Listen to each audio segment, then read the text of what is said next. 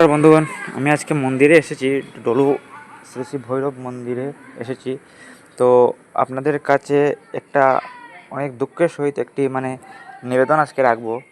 অনেক সময় আমি অনেক মন্দিরে যাই, তো দেখি কি ওই যে ঠাকুরের ফটোযুক্ত, ঈশ্বরের ফটোযুক্ত মোমবাতির প্যাকেট বা ধূপকাঠির প্যাকেট এমনভাবে ফেলা থাকে। আজ আমি আপনারা দেখাবো, অনেক দুঃখের সহিত দেখাতে হচ্ছে।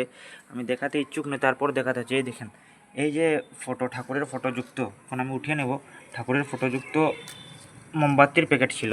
তো এরকম আরও মোমবাতির প্যাকেট বা ধূপকাঠির প্যাকেট এইভাবে ফেলা থাকে। তো আপনাদের কাছে করজোড়ে নিবেদন, এরকম প্যাকেট যথাসম্ভব না কেনার প্রয়াস করবেন। কারণ এতে আমাদের যে দেবী দেবতা, ওনাদের অনেক অপমান হয়।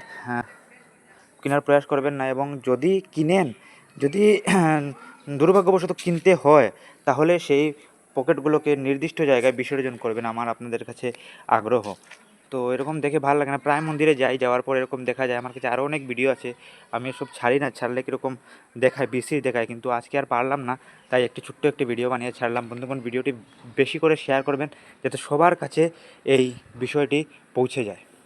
হর হর মহাদেব।